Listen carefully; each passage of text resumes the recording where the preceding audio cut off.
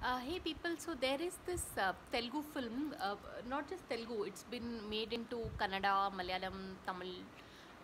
This film called Wild Dog, starring Nagarjuna and Diya Mirza and host of others, Atul Kulkarni. So it is. This film is based on true life incident about how this certain group of like a certain platoon from the the police forces decides to go after the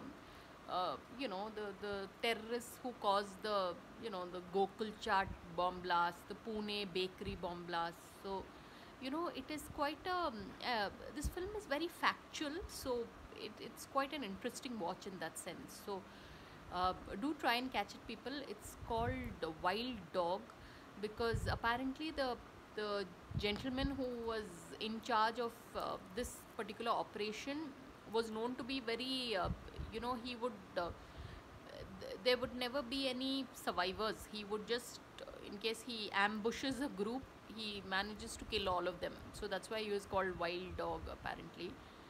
But Nagarjuna really he brings in the right degree of seriousness, at the same time a nice guy. He's a nice person. He's not someone to be dreaded.